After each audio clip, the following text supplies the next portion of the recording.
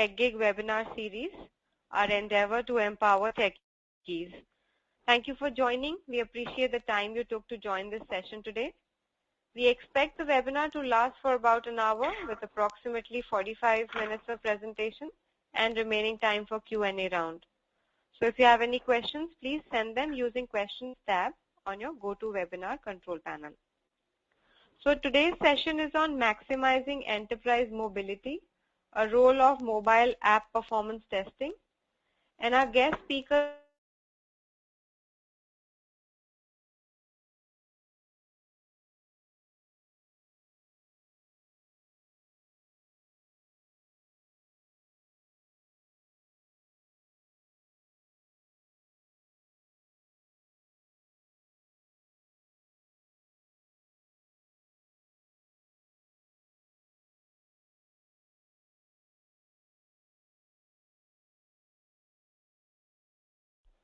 Apart from managing project testing related work, Deepak also runs Testing Center of Excellence and consistently works on skill development. Our second speaker today is Megha Sahani. She carries more than 3 years of experience in software quality assurance field. She is associated with OSS Cube as a software quality engineer. And our areas of expertise include manual, automation, performance, and database testing.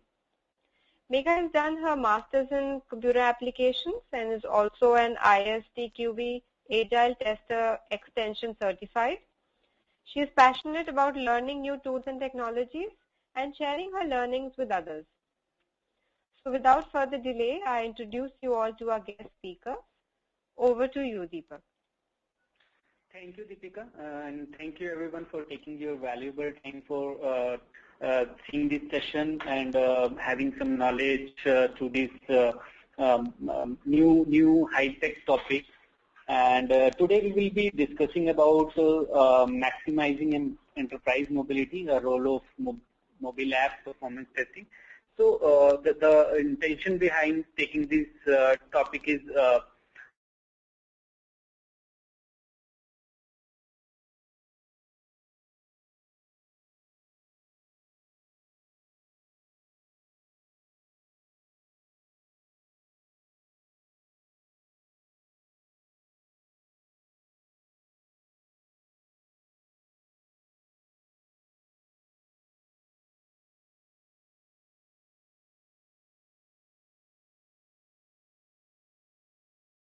you see some of the stats in the past.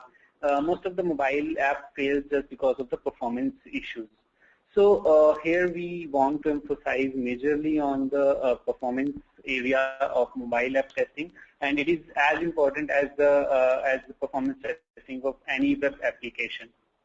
So in this session, we will uncover a few facts about the performance testing related to mobile apps. We will also discuss something about different things about there are various mobile apps which we can test using performance testing. Choosing the right tool, we'll discuss the performance life cycle and various other things. So now I'm coming to the agenda of this webinar.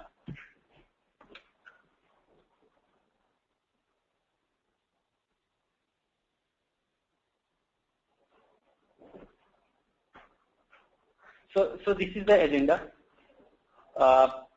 First of all, we will get to know what is the need of performance testing for a mobile app, why we are so much emphasizing on this topic.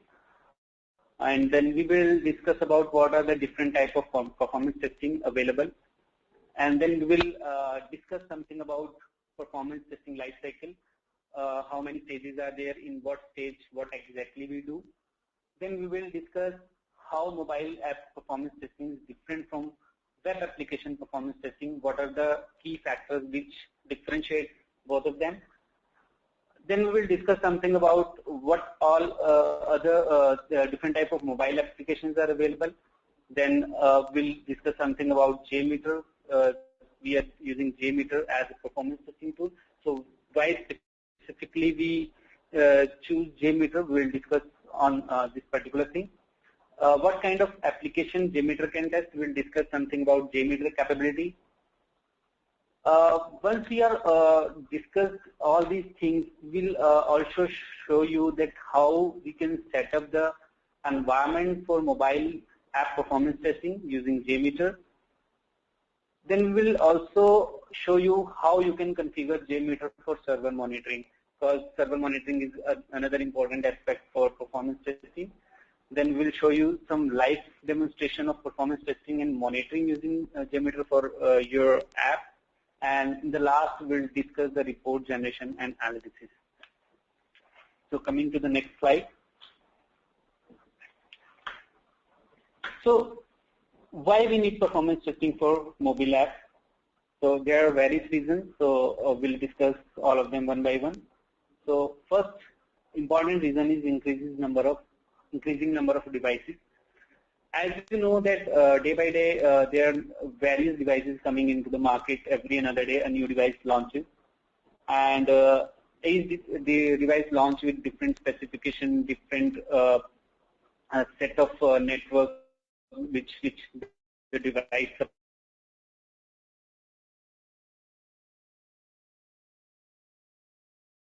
support various features. Also create application which is compatible with all of them, and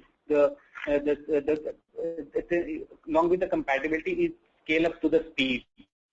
So it is really important to meet the speed and performance criteria of the device if you are working on an app. The another major reason is increasing number of users.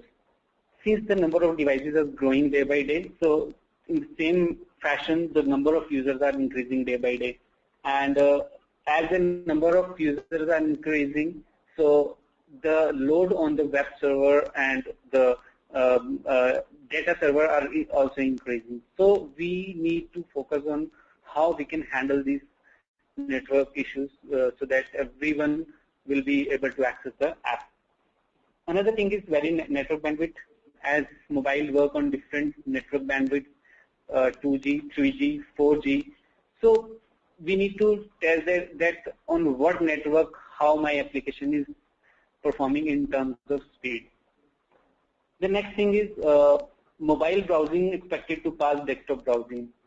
Since again it is related to the first point which we mentioned earlier, as the number of mobile users are increasing day by day, so probably by end of this year will surpass the desktop browser user in terms of mobile browsing. The next thing is mobile user always expect faster response. They are a bit impatient. So as we click on any button or as we tap on any button on our app, we want the faster response and we want our page to open up immediately. So to cater this kind of thing, to cater this requirement, the mobile app performance is really important. The another thing is which we are here showing you the fact 50% users leave slow apps and 80% of them never return to that. So it's really important to make interest of users within the app. In case your app is behaving slow, then user will abandon your site, and probably a large enterprise might lose a business here. So these are the basic reasons why we want to go for mobile performance testing. So moving to the another slide. So here we want to show you some facts. So this figure shows the number of mobile phone users worldwide from year 2012 to 2018. So this clearly demonstrates us, if you see the example of year 2015, there are approximately 5 billion users.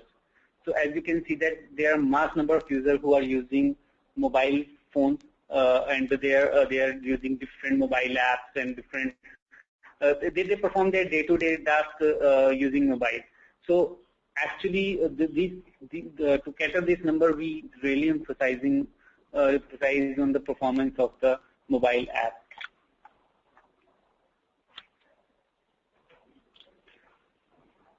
This is another slide. It also shows some facts. This slide shows us number of apps available in leading app store.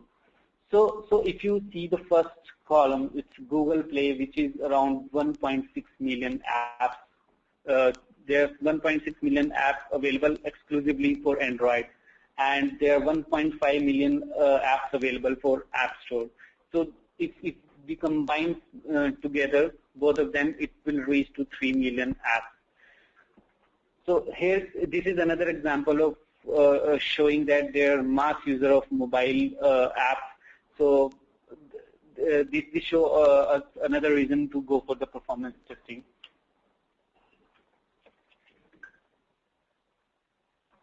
Here is another example of global spending on mobile apps from year 2009 to 2015.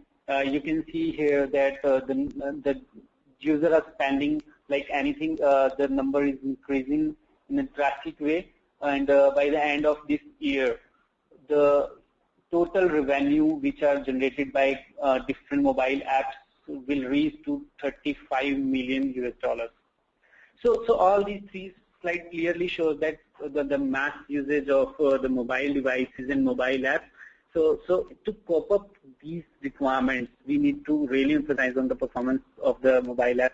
And these figures in this fact doesn't show us about those applications which are failed due to some performance issues. So in case they get passed, their number could be more high in compared to which we are showing on the screen. So moving to the another slide. So as now we have a big idea about like what is the purpose behind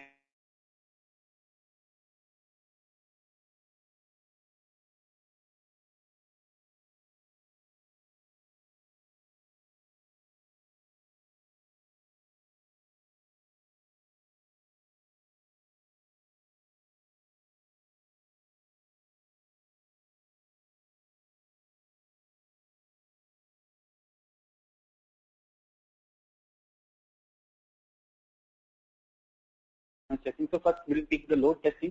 Load testing is basically is performed to verify application behavior under normal and peak load conditions for specified set of users. So here we actually target the number of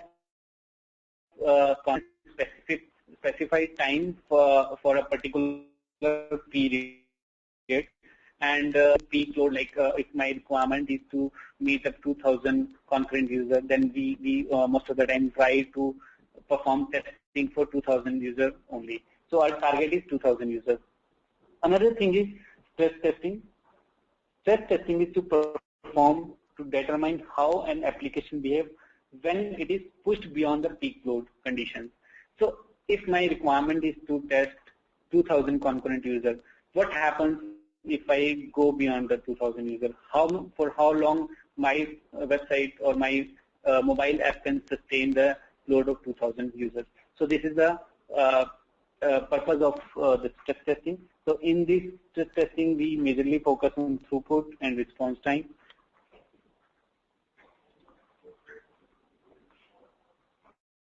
The next is endurance testing. So endurance testing, we do a specific, we specify a load over a significant period of time, probably longer duration, just to get to know that in case if continuous load is being generating on my site, for how long my site can handle the load. So in this type of testing, we majorly focus on memory utilization or if any crashes during the application at the time of peak load. Volume testing. In volume testing, we simulate the load on large amount of data.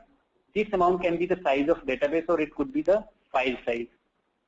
So in case my site is capturing large amount of data, will it behave normally or there is a bit delay in the response?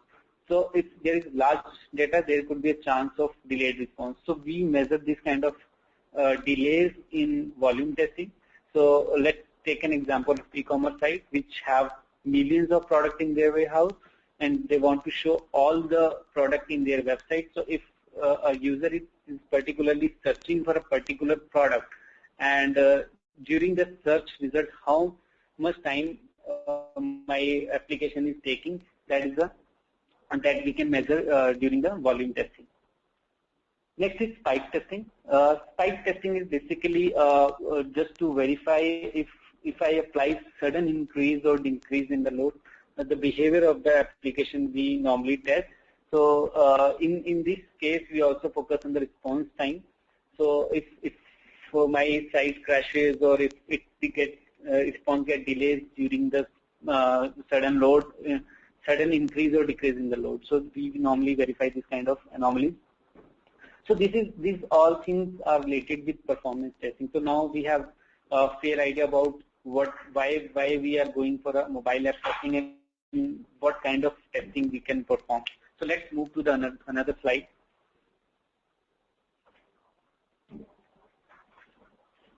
So here we are going to discuss something about performance test life cycle. So just like a software development life cycle, performance testing has its own life cycle. So it has different stages, and each stage has specific tasks. So my first, if we take the first task, it is to identify the requirement. So first of all, we identify what is my business need, what are my key business scenario. So here we can take the example of e-commerce site once again. So if in case we are going for a e-commerce website or e-commerce app for the performance testing, my requirement would be if I perform a search for a product, the product should show up within 3 seconds.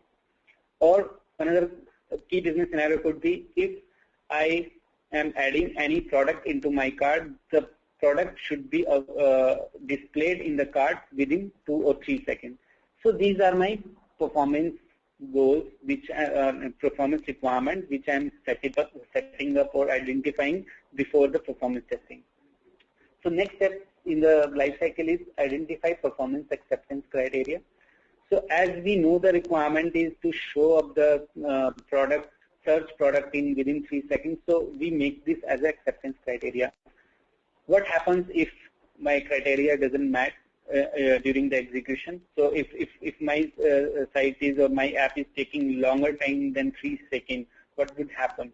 So this kind of anomalies or this kind of problem we take care in the identifying performance acceptance criteria phases. The next stage is plan and design test. In this stage, we normally set up the environment for the performance testing. We configure all the tools and application within the single environment, and then we also create our scripts which are required during the test execution. So we get ready with all the scripts. The next step is test execution. Once we are ready with the test environment setup, we are ready with the scripts, we go for the test execution. In the execution of test scripts, basically this turns into different sub-activities. First of all, we identify whether our scripts are working correctly or not. Once we are okay with the script, we go for a small set of data and small set of concurrent users. If everything goes fine, we go for the large number of users, and then we gradually increase the load each cycle. If all cycles are getting passed, then we try to hit the peak load. So this way we execute the multiple cycle within the execution phase. The next thing is report analysis and performance tuning. So once we are end with the test execution, we end up with the results. We display reports in different formats, graphics. We use different graphs and different matrices to show whether the application is scaled up with the performance criteria or not. So in case there are any problem or in case we find anything needs to be fixed, so performance engineering process says that the problem should be fixed and the same execution cycle will be done again to retest the problem. So once we do not meet the performance goal, the cycle goes on. So once we are ready with the report and execution cycle, the life cycle ends. So this is all about the performance test life cycle and different phases. So moving to the another slide. In this slide, we'll discuss the difference in mobile apps and web-based applications. So here we are talking about specifically what all challenges and what all problems we face when we are working on mobile apps. So when we are working on mobile apps, it is a bit different from the performance testing of a web application. First, we will discuss about the poor network quality and high latency. So when you are working with the mobile devices, it has lower bandwidth. For example, 2G, 3G in compared to desktop. Normally we use desktop with broadband lines, which is the network is very consistent. But what happens when you are working with the mobile? If you are working from one location, probably the signal strength is very strong. But if you move to another location on the same network bandwidth, the signal strength may get weak. So to cater this kind of problem, we need to simulate different type of user scenarios, different load scenarios in which you can test different type of network behavior. So this is one challenge. Another is when you are working on a poor network, it results in higher latency and increased data packet load. So if there are loss of any data packet, that also show you the downgraded performance. So this needs to be uncovered during the performance testing. So all these problems are significantly impact the response time of the server and the capacity of the server. So this needs to be taken care very well. Another thing is lots of users. So as we have seen in the previous slide that we have around 5 million mobile users worldwide. With this huge amount of mobile users to our site or app, the infrastructure should be performance tested for the expected user load. The next thing is different type of mobile.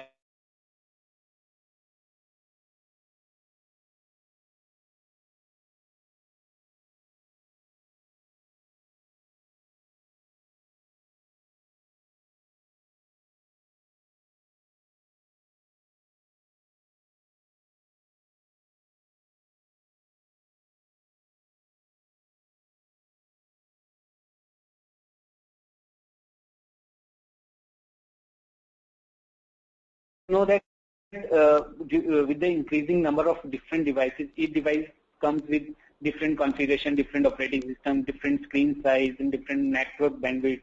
So all these factors again make it a bit difficult to get it tested for the performance to meet the performance criteria.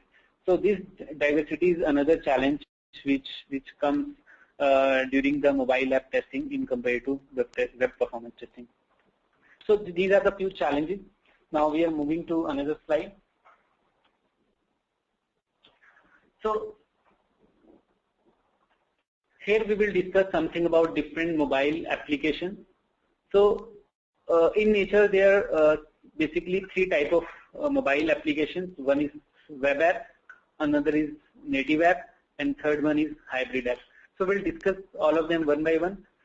In the web app, what happens is it's like a website using HTML5 or HTML, CSS, and any other web technology, and it's resembled to just like app.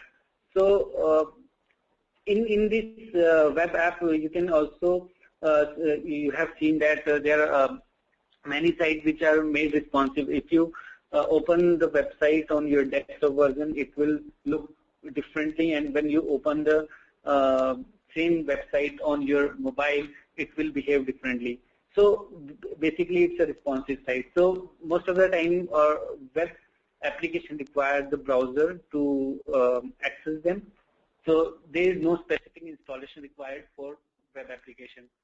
So if we take some example of web application, there are Gmail, which you can use the mobile version, web version. You do not need any app using the Gmail, although there are some apps available to access the Gmail, but you can also go for the web version of the Gmail. Similarly, Facebook and any other website which you can access using the browser. So these are the web applications. Another thing is native applications. Native applications are built for using native programming language, and these are specifically work on that particular device only for which these are built for. For example, Google Play, App Store, Google Chrome, for Angry Birds. So all these are native example of native apps which are specifically designed for a particular OS and device. The next one is hybrid application. So hybrid is basically a combination of native app and the web app. So hybrid app like native app runs on the device and are written with the web technologies like HTML, CSS, JavaScript, etc. And the example for this type of hybrid application is LinkedIn. It uses the native features and also uses the HTML and other web-related technologies. So this is something about the different type of mobile apps which are available. Moving to the another slide. So as we are talking about specifically for the mobile devices and mobile apps, so here this is the list of different device types which are available in the market. So there are different devices which are called PDA, personal digital assistants. The purpose of these devices are to computing, telephone, fax, internet. Another device type is smartphone. It is meant for storage, installation of programs, and other PDA features. Another is tablet PC. Tablet PCs are a type of notebook computer that has LCD or LED screen, and you can use it as a personal computer. And next is feature phone. Feature phone are typically provide voice calling and text messaging functionality in addition to basic multimedia and internet capabilities. So most of the time they use Java-based operating system with a very less functionality and very less features. But the main purpose of this featured phone are just calling. So now moving to the next slide. So we have a big idea about all these different devices, different network bandwidth, different mobile apps, and the purpose of performance testing. So let's discuss something about the tool we have chosen for the performance testing. So here we have chosen JMeter for the performance testing, and JMeter is a Java desktop application used to perform performance testing for functional behavior of the application, and you can easily ramp up and ramp down the number of users according to your convenience. And the purpose of using JMeter is it is basically open source, so no additional cost, license cost is required for JMeter, and it is fully compatible with all the application, and it supports the content thread sampling just like any other commercial tool. It allows script recording just like any professional tool. It's very user friendly, and you have GUI and non-GUI mode available according to your convenience. So we have various features in JMeter which is capable enough to perform performance testing for our mobile app. So moving to the next slide, this slide will give us a fair idea about how JMeter works when it is working in a real environment. So what happens in the real time when any HTTP request generates, JMeter receives it in the form of HTTP and responds it back to the browser in the form of sampler received, and the request gets generated in multiple instances, which actually similar to generating the load of multiple users. So we analyze all these response through the listeners. So we will show you how it works in the subsequent slides. So moving to the next slide. So next slide will show us that what kind of application JMeter can test. So JMeter can test any application that sends and receives the request from the server. So JMeter is capable enough of handling all the HTTP requests and other requests which interacts from your browser to your web server. So this is all about the JMeter and the web performance testing. Now from these slides onwards, we will show you like how you can set up the test environment using JMeter for the mobile app testing. And to show you how we can do this, I'm just handing this session over to Megha.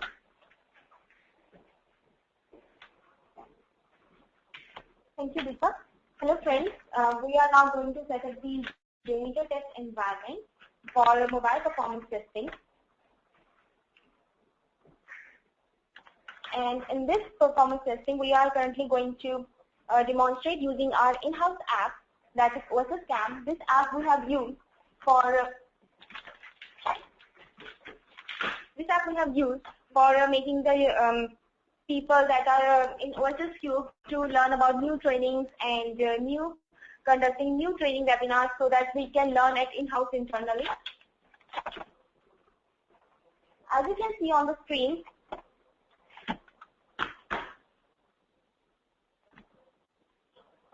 currently you are going to be able to see my mobile device.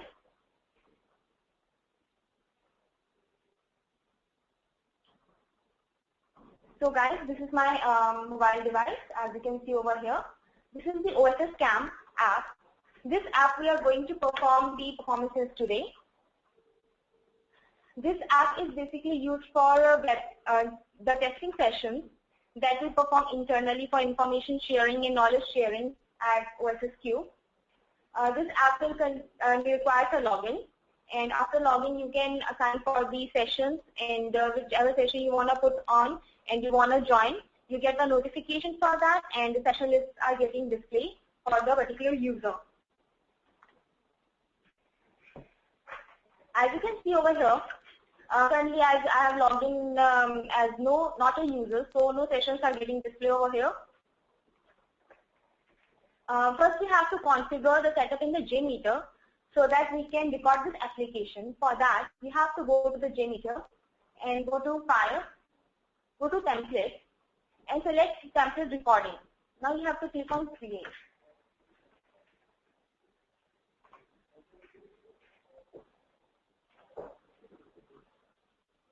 Now, as you can see over here, the JMeter recording template has been displayed over here. We have to save it.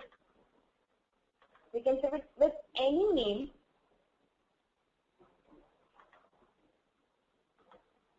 Like I give it a name.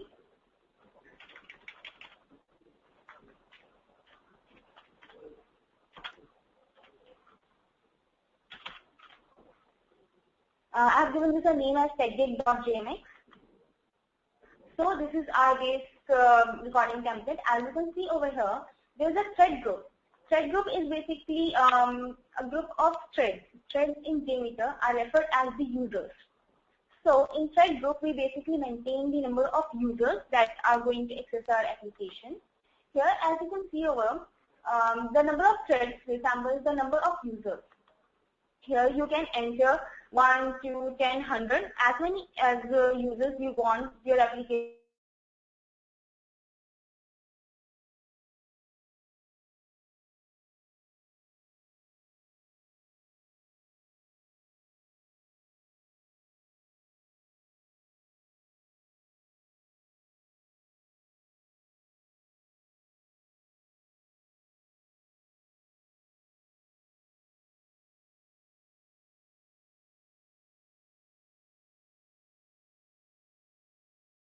Executed. But if you get the loop count check as whatever, then your program is going to get executed on and on, because it's a forever loop. As you can see over here, there's a very interesting thing, that is scheduler. Here in the scheduler, you can add the start and end time of an application. Suppose at the start time, your application is going to get launched. When you launch an application, the JMeter will look for the start time. And when the start time is going to get reached, the JMeter will launch the application and will start its execution. For the end time, the JMeter will look at, okay, the end time has been reached and the execution of the application will get stopped. The end time hasn't reached, the application will keep on executing. So through these things, you can actually maintain and schedule your application execution. So not taking much of the time, we will configure our JMeter and then we will configure our mobile device for recording a mobile application. For configuring your JMeter, you have to go to your workbench, expand it, and you have to go to your HTTP test script recorder. Here, as you can see, under workbench, there is HTTP test script recorder. Here you can see the port number. This is the port number that you have to enter. You can enter any port number, that doesn't matter. But the thing is that the port number that you enter in the JMeter script, that should be same as we are going to enter in our mobile application. Just click on save over here. Now guys, and go to settings.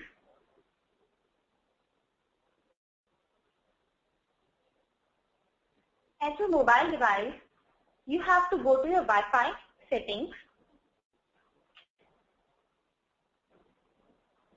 Here the thing is that both the device, that is the mobile device and the desktop on which the JMeter is getting executed, the both should be on the same network. If they are not on the same network, the script is not going to get recorded.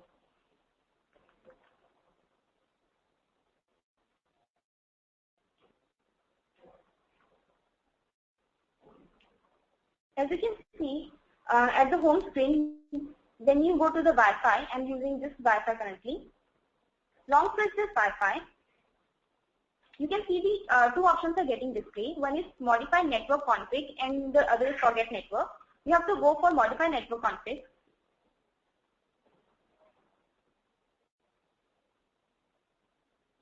At modify network config, as you can see over here, there is a proxy setting.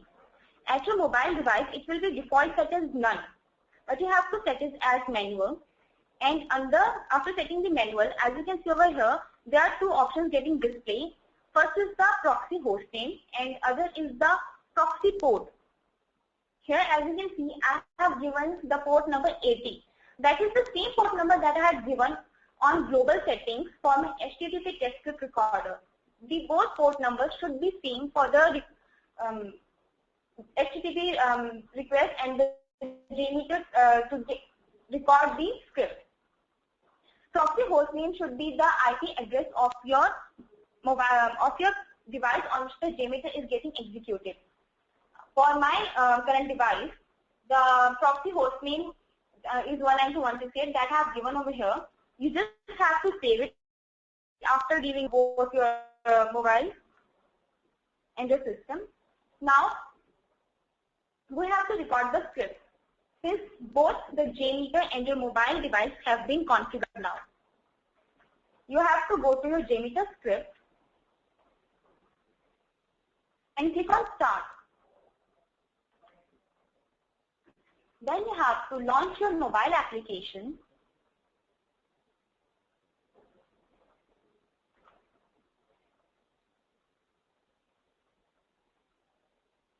As you can see on the mobile screen, the mobile application is getting launched.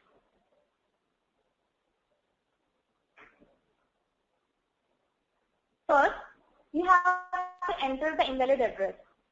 We are actually making some test cases so that we can identify, okay, that our application is getting recorded. For example, if you can see over here at the thread group, if I expand the recording controller, you can see this instance, script has been recorded. As you can see over here, the script is session version.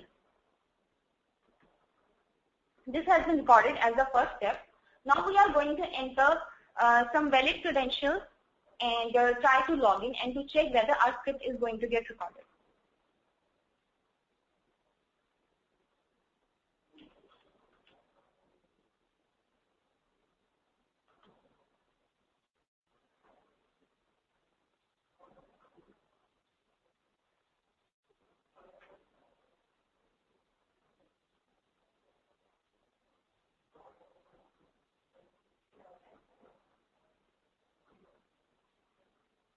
As you all can see over here, this is the mobile screen. This app has been launched and we have successfully logged in our mobile application.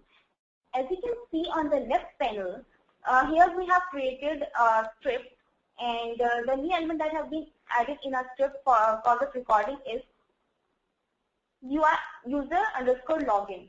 Because of the reason that when we have logged into the mobile application, this is the script that has been recorded and it has saved our username. And as you can see over here, this was the username and password of our mobile application. We haven't entered it, but the JMeter has recorded it itself.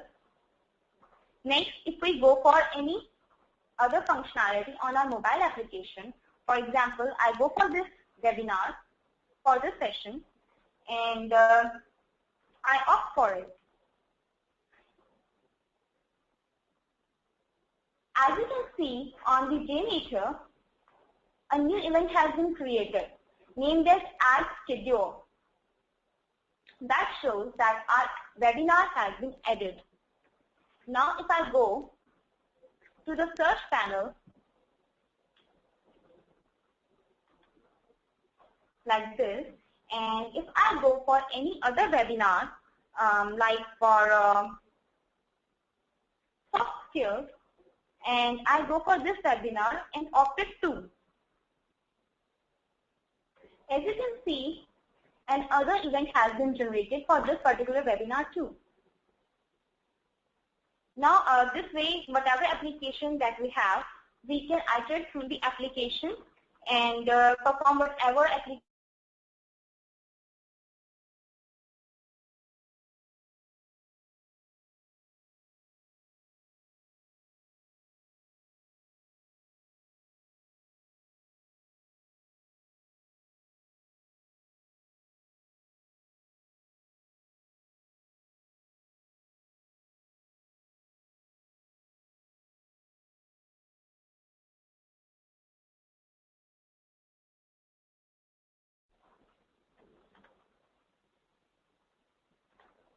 So guys, this is how our application has been recorded.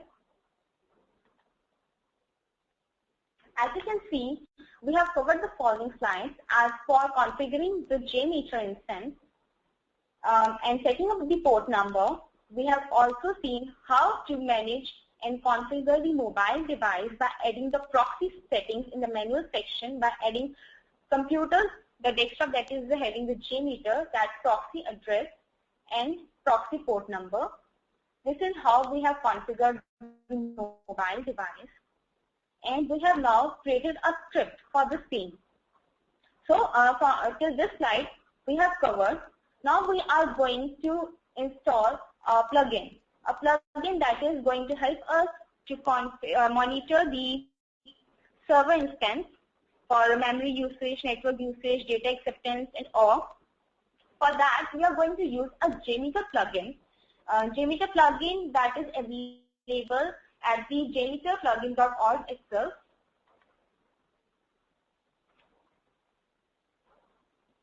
You have to go to this URL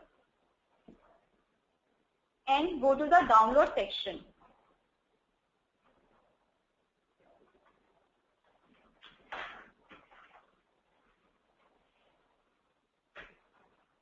Just let me go to the URL and I will demonstrate you how to download this plugin.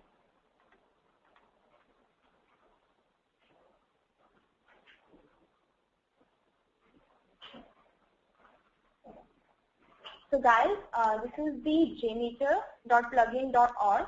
That is the site from which you can download. Here you have to go to the download section and have to download this JMeter plugin standard. That is the zip file that has to be downloaded on your JMeter system. The system that is containing JMeter, that is your desktop. After downloading this file, you have to extract it, and the jar files that are available in it, you have to copy paste them in the lib folder as that is mentioned in the slides itself. That you have to extract and copy it in the lib/ext folder. Now this is the thing that is required to configure on your own system on which the desktop your JMeter is present. So for the next thing, as you can see over here, if you go to the JMeter, after copying these things on your library folder, when you right click the JMeter instance, go to thread group, click on add and go to the listener. Here, after copying all the libraries in the lib extension folder, as you can see over here, there is a list that is populated in the listener. As you can see, that is JC folder. There are a lot of options that are now populated to you, and these are part of that plugin that we have already installed now. There is a very important graph over here that is present, that is the perform matrix collector.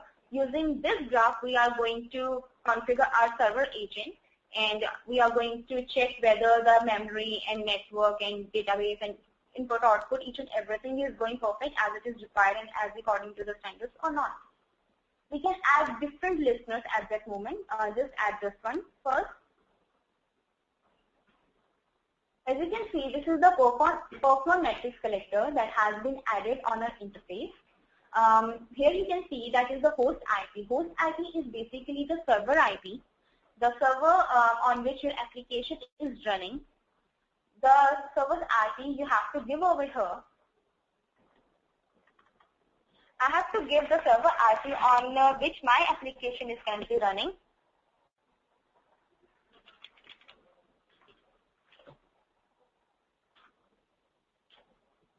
I'm just giving that. This is the IP of our server on which our application is running. If you are running the application on the local host, then local host will be given, or if any other server address of the application, that will be given. Port and port is the default port that is available over here. And if you are using all the ports, then default this port should be able, so that the perform matrix chart should get generated. If you have to go for a specific metrics like CPU or memory, then you have to use some other port that would be like 448 or something. Then the next option is the matrix parameters. Matrix parameters we don't use basically, but if you have to search from some special parameters, like if you have to check for memory, free memory that is available at the time of execution, then you can write at like unit equals to MB column free. These kind of things can be added and are very easily available on the Google, and you can check over that. Like this, we can add a single row. If you have to add some more metric to check for your execution, then you have to create another row by click on add row.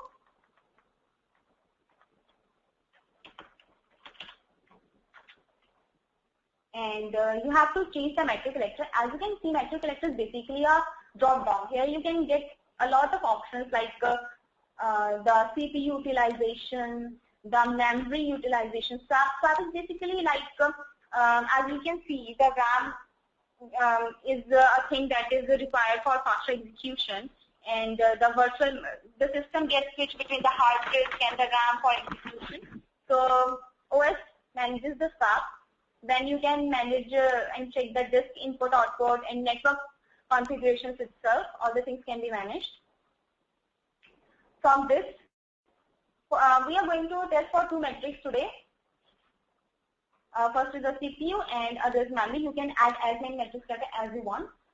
We can add some more threads as listeners. As you can see, we can add whichever listening you want to add. For example, view result in table, or view result in summary report, or any other graph. For example, if we go for this is summary report that has been added, and if you add another listener for a graph like active thread over time.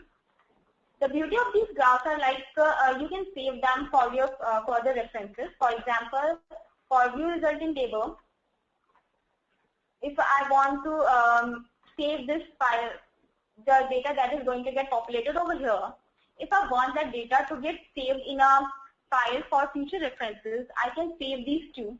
For example, if I go for C drive, I want to save this data in the C drive.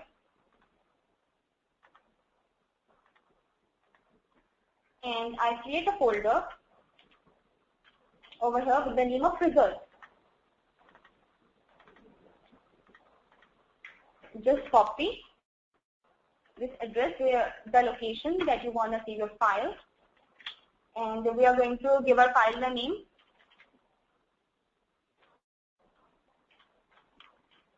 You have to save the file in the CSV format. Here in this way, the files will get saved. And let's just now execute our script so that we can know how our script is going to get work. These are the listeners that we have added currently. That is, first is the performance metrics collector for server monitoring, view resulting table, survey summary report, active threads over time, and view result tree. That was the default listener that was available. So we execute the script. The script can be executed by click on the green button over here. That is the start button.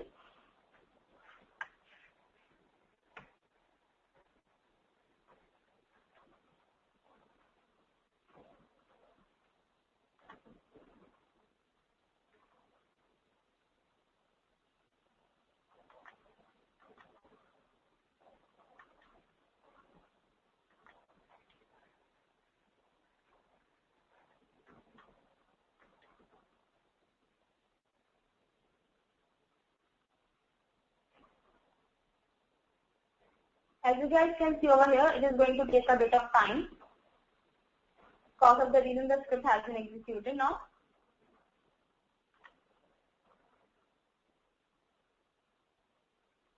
As you can see, there are different reports that have been created now.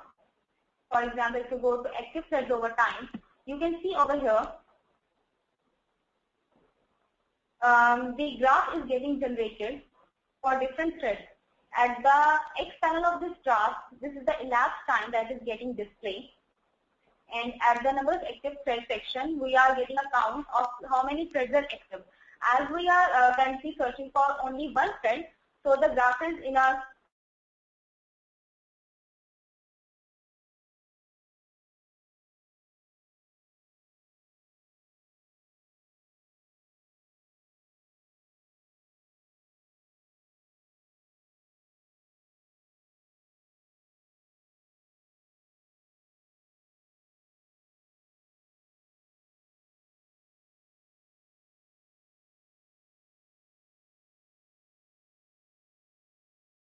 first go to the other slide. As you can see, we have already added the performance metrics collector and have configured it. Friends, at the server agent side, for executing the performance metrics collector, you have to download a server agent.bat file. For a Windows file, that will be a server agent.bat. But if a server is the Linux server, then that will be server agent.sh file that is required for the Linux to configure. So for that thing, you have to go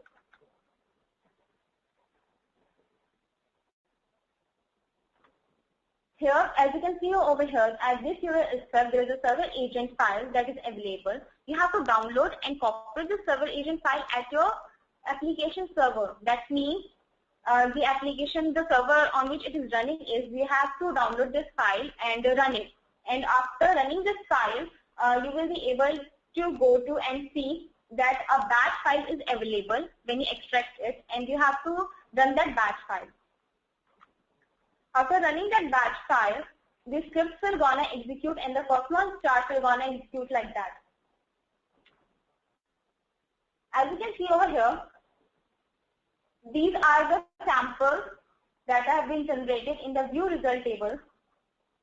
The sample folder displays the samples of the same labels together. The start time displays the start time of the execution, and the thread name displays the name of the thread that have been collected.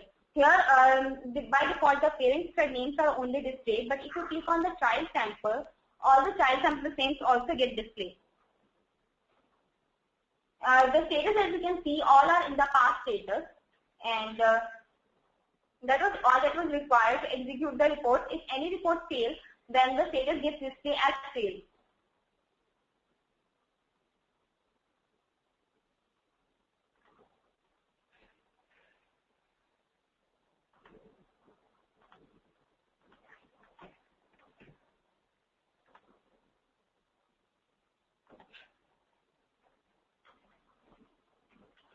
So as you can see over here, this is a server agent.bat file, and these are the reports that have been generated for view result tree and result table that I have just shown you.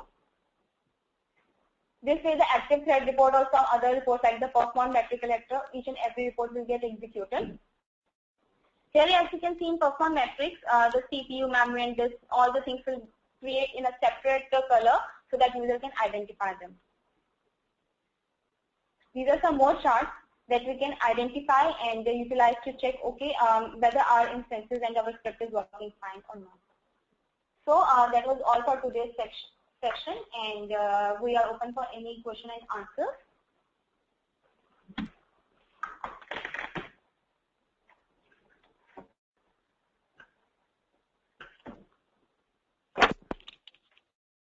Thank you, Deepak. Thank you, Megha. Thanks for this really insightful presentation and demo today. I would request you to take up the questions. We have very, a few minutes remaining. I would request you to pick out the questions. And these have been assigned to you on the questions tab. So thank you, Megha. The first question we have got is how we do perform testing for iOS app? The same way we have to perform the testing as we have performed for the Android. The simple thing is that you have to configure the same thing that we have configured for our mobile device as for the network. You have to configure in your iOS device. You have to go your iOS network settings and enter the port number of your current desktop on which the JMeter is running, and configure the port number that we have shown you in the presentation. After doing that, your mobile application will be able to get recorded on your JMeter. Next question is, how many load generators needed for 2000 user load test JMeter? So typically, what we assume is JMeter caters the load of 2 to 300 user by using a single machine. So we need to configure different user agents in different machines and configure them with the JMeter server using the distributed testing technique. So in case we are going for 2000 users, probably we need 8 to 10 user different machines to configure the concurrent users.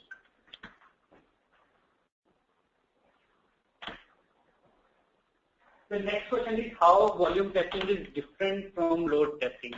So volume testing is basically emphasized on the data size and file size we are going for the test. And load test is basically just to meet up the performance acceptance criteria within the specified user load. So the difference is in the volume testing, we specifically target the volume of test data, the database, and the file. On the other hand, in the load testing, we emphasize on the number of concurrent users in a specified time.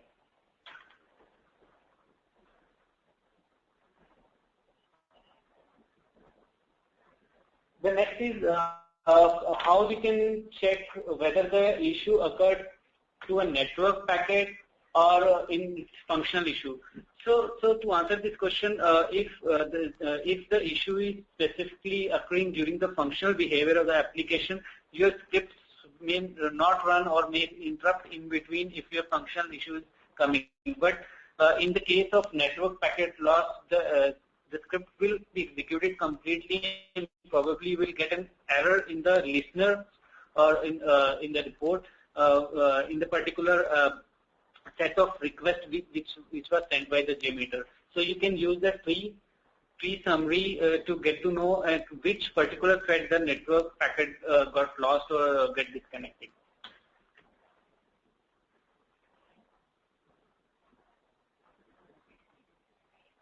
The next question is which tool you are using for doing the performance testing of the app.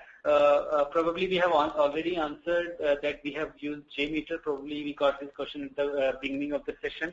And the other tool which are available are, there are so many tools are available which are commercially available, but we have chosen JMeter just because of various professional-like features.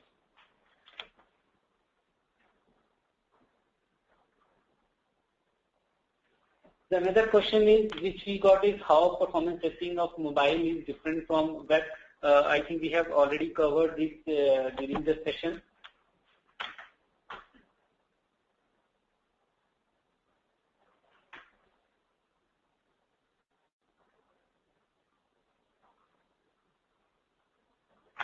The next question is, can JMeter support HTTP as native based app? The answer is yes. JMeter support the secured native apps.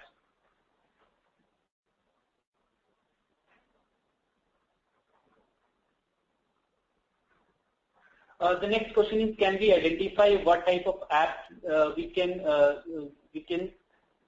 test with the JMeter? The answer is, if your app is sending and receiving the data from the server, the JMeter is capable enough to test the or perform the performance testing on the particular app.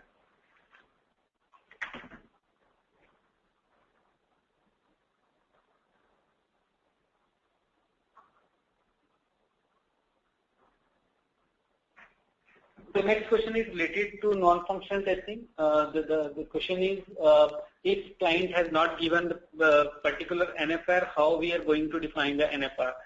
So to answer this question, if our client is not aware of particular non-functional requirement or the performance goal of that application, you can use the your organization requirement elicitation criteria, or you can build your own elicitation checklist, which may cover all the non-functional requirements. And in case your user or your client is not aware about the performance criteria, you can help them.